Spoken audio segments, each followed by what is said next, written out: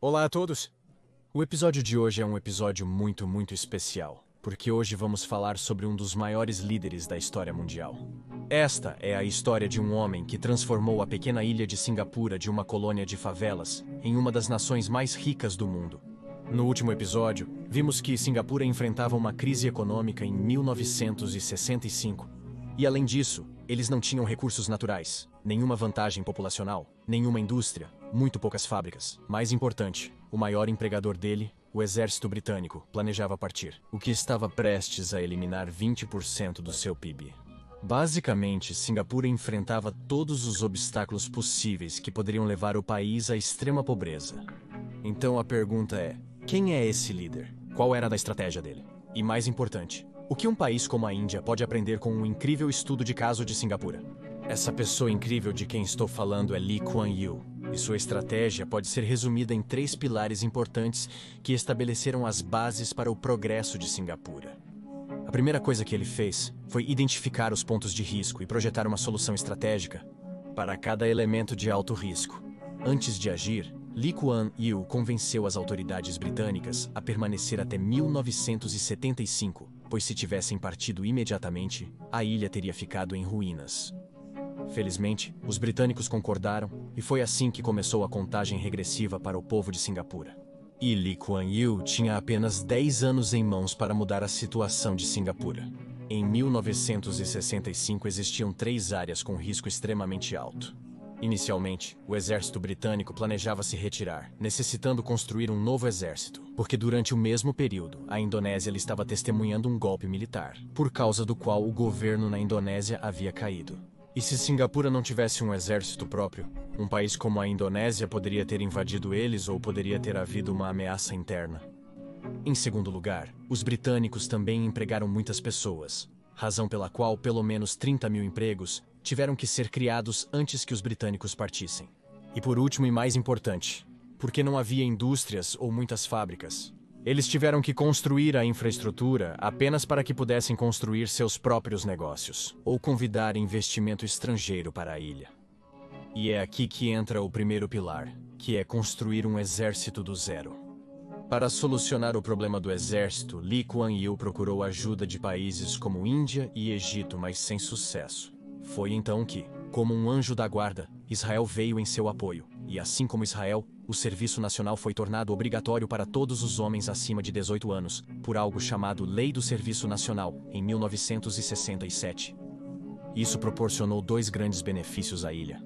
O primeiro foi claramente um exército próprio, mas em segundo lugar, cada um desses indivíduos aprendeu na escola que a maior ameaça ao seu país não é uma invasão de um estrangeiro, mas o conflito entre os próprios cidadãos e as práticas militares começaram a estabelecer as bases, tanto para o exército quanto para a unidade do país.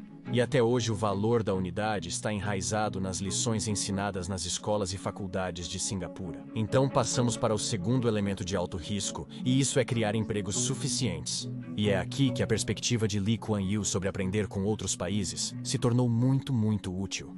Para lhe contar sobre isso, pessoas assim como hoje temos empresas de software que estão criando empregos em todo o mundo. A era dos anos 1940 e 50 foi marcada pela indústria têxtil, e é aqui que países como Hong Kong e Coreia do Sul também estavam passando por uma situação semelhante à de Singapura nos anos 1960, onde tinham uma economia fraca e não tinham empregos suficientes. Então sabe o que eles fizeram? Eles abriram seu país e convidaram empresas têxteis de todo o mundo para criar empregos, porque podiam oferecer as taxas de mão de obra mais baratas do mundo. E Lee Kuan Yew entendeu o potencial dessa jogada lá atrás, nos anos 1960. Enquanto a indústria têxtil prosperava nos anos 1940 e 50, a indústria eletrônica estava prosperando nos anos 1960. Por quê? Devido aos anos 1960, assim como Hong Kong, o governo de Singapura promulgou novas leis que reduziriam os custos de mão de obra e deu incríveis incentivos às empresas, reduzindo os impostos sobre importações e taxas de exportação. Por exemplo, se uma empresa quer se mudar de um país para outro para fabricação, o único motivo para sua hesitação é o pesado investimento que eles têm que fazer para a terra e infraestrutura. Então, para facilitar, o governo daria a eles a terra com um desconto muito alto, e os impostos de importação sobre máquinas e equipamentos seriam reduzidos a um nível muito baixo. Se você observar, Isso é muito semelhante ao modelo da lâmina de barbear, em que a terra e os direitos de importação são como as lâminas que são dadas a um custo muito baixo, apenas para que o governo possa criar uma renda recorrente a partir dos impostos sobre os lucros da empresa e os salários dos funcionários. Agora, só para te contar o quão incrível e futurista essa visão era, aqui vai um fato interessante. Enquanto Singapura se abriu para o mundo bem cedo, já na década de 1960, a China se abriu para o mundo, 10 anos depois após 1978. E a Índia se abriu para o mundo 2 décadas depois, em 1991, quando estávamos à beira de uma crise econômica. E adivinha o quê? No caso de Singapura, essa medida futurista criou milhares de empregos para o povo da ilha. E imediatamente, justo quando as coisas estavam indo muito bem, uma notícia chocante chegou, onde os britânicos anunciaram que estavam prestes a deixar o país 4 anos antes, em 1971 mesmo. E isso significava que 30 mil pessoas ficariam desempregadas naquele mesmo ano. Mas adivinha? Em 1971, Singapura havia criado tantos empregos que nenhuma única dessas pessoas ficou desempregada. Não restou um único pedaço de terra desocupado. Não restou um único edifício sem utilização. E cada recurso foi transformado em um ativo econômico. Foi assim que Singapura evitou o segundo risco, que é a perda de empregos devido à partida precoce dos britânicos. E quando isso aconteceu, o mundo soube que Singapura não é apenas uma ilha comum, mas uma nação extraordinária em formação. E é isso que me leva ao terceiro pilar, que é o investimento estratégico em infraestrutura. De 1963 a 1975, Singapura obteve 14 empréstimos do Banco Mundial, sendo 10 para projetos de infraestrutura.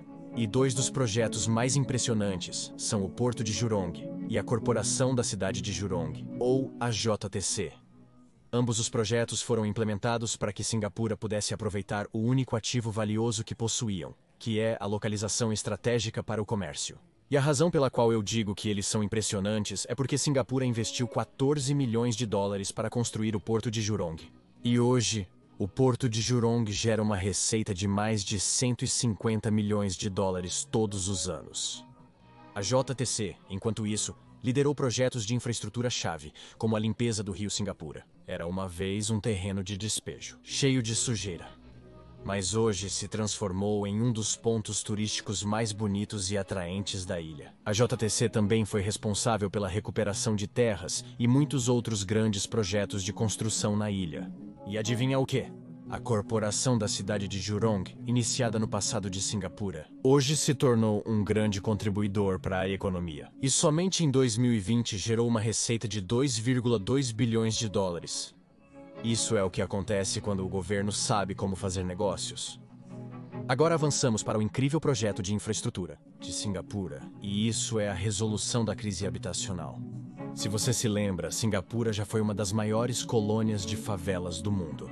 E novamente, essas colônias de favelas trouxeram ao país 3 ameaças potenciais. Primeiramente, as favelas ocupavam extensa área que poderia ser destinada a empreendimentos produtivos como indústrias e hotéis. Segundo, essas colônias de favelas estavam em condições muito insalubres e poderiam resultar em um surto de doenças em pouco tempo. Importante, essas colônias originaram aglomerados e provocaram segregação comunitária. Por exemplo, havia um aglomerado só de tâmeis e outro só de chineses. Pode não parecer muito importante, mas sabem de uma coisa? A segregação comunitária é uma das maiores ameaças à sociedade, porque a segregação comunitária é o que leva à violência comunitária. Você não acredita em mim? Olhe para qualquer tumulto horrível que aconteceu na Índia, ou no resto do mundo, e você verá que eles são diretamente ou indiretamente associados à segregação comunitária. No caso da Índia, você entende a segregação que menciono? Essa é a razão pela qual Lee Kuan Yew fez questão de não apenas construir casas, mas também garantir que pessoas de todas as comunidades vivessem juntas sem serem segregadas. E é aqui que entra o papel do HDB, que é o Conselho de Desenvolvimento Habitacional. E eles executaram isso usando 3 estratégias maravilhosas. Primeiro, para tornar as casas acessíveis. Tornaram obrigatório para as pessoas de Singapura com menos de 55 anos economizar 20% de sua renda em um fundo de poupança social. E isso foi o que chamaram de Fundo Previdenciário Central. Foi pedido aos empregadores a contribuição de 17% para este fundo. E esse dinheiro só poderia ser gasto em itens essenciais específicos, ou em moradia. Apartamentos foram concedidos como subsídios para quem não podia pagar, ou taxas de aluguel subsidiadas, para que, quando tivessem fundos suficientes nas contas de poupança, pudessem obter um empréstimo de baixos juros e finalmente adquirir a casa.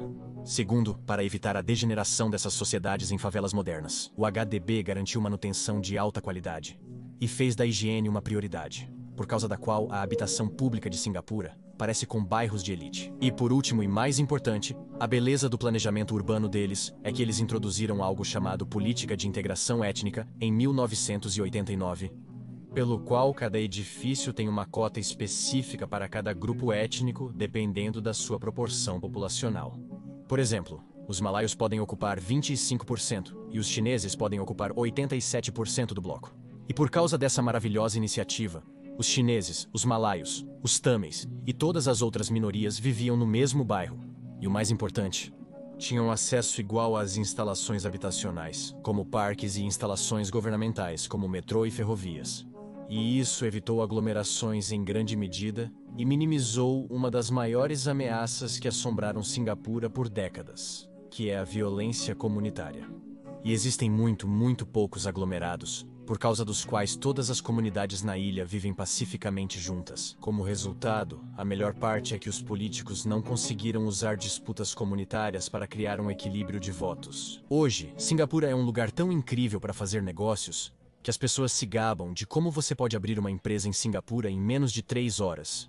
E as instalações médicas são tão boas que os líderes de outras nações fazem uma viagem especial a Singapura apenas para que possam ser admitidos no hospital e se tratar.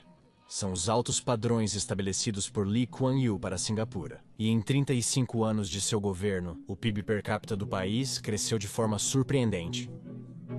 2.800% de apenas $400. Por dólares 14.500. E Singapura passou de ser uma colônia de favelas para se tornar uma terra cheia de arranha-céus e prédios altos. A própria Singapura, que outrora estava atolada em pobreza, agora se tornou um super próspero centro financeiro e de manufatura do mundo. E mais importante, Singapura passou de ser uma vulnerável pedaço de ilha para se tornar uma das mais ricas e uma das mais poderosas nações do mundo. Agora chegamos à parte mais importante do vídeo, e essa é as lições deste estudo de caso milagroso. Primeiro, assim como Singapura tem serviço militar obrigatório, precisamos de um sistema na Índia, não porque queremos expandir o militar, mas porque hoje, na Índia, em nome do nacionalismo, temos pseudo-liberais e radicais surgindo. No Twitter, ambos os grupos frequentemente se envolvem em guerras de mensagens, o que resulta em nada além de debates fúteis. Mas o problema subjacente aqui é que esses distúrbios cibernéticos não demorarão muito para se transformarem em distúrbios físicos. Portanto, nossa geração precisa ser ensinada sobre o valor da unidade e o fato de que existe uma linha tênue entre o pseudo-liberalismo, nacionalismo e radicalismo. Lição número 2. Todo político, todo líder. E todos no país devem entender a diferença entre socialismo inútil, capitalismo consciente e maléfico. Socialismo sem sentido é quando o governo concede subsídios desnecessários não para o progresso do povo, mas para criar um banco de votos. O outro extremo do mesmo é o capitalismo maléfico, onde o governo e as empresas tentarão ganhar dinheiro mesmo que isso signifique cobrar por medicamentos para o câncer e ganhar dinheiro com o custo da doença para os cidadãos. E muito longe de ambos os conceitos é onde temos o capitalismo consciente, onde o governo impõe restrições aos cidadãos e gasta cada centavo do fundo público para gerar um retorno sobre o investimento, e administra um país como uma organização que precisa canalizar seus lucros para o bem-estar de seus cidadãos. E por último e mais importante, pessoas e empresas de classe mundial ensinam lições de negócios e estratégias de marketing. Países de classe mundial podem nos ensinar lições inestimáveis de crescimento sobre como desenvolver um país. E assim como Lee Kuan Yew aprendeu com Hong Kong e Coreia do Sul, é importante que os cidadãos e políticos aprendam com o sucesso e as falhas dos países, apenas para que possamos nos tornar críticos construtivos dessas políticas. E os políticos podem formular políticas com base em suas aprendizagens desses países. Este é o passo crucial que todos nós precisamos dar para nos tornarmos cidadãos informados desta democracia. E esta série de geopolítica é minha contribuição para torná-los cidadãos informados deste maravilhoso país. Por hoje é tudo, pessoal. Se aprender algo útil, clique em curtir para agradar o algoritmo do YouTube. E para mais estudos de casos de negócios e políticos perspicazes, por favor, inscreva-se em nosso canal. Muito obrigado por assistir. Te vejo na próxima semana.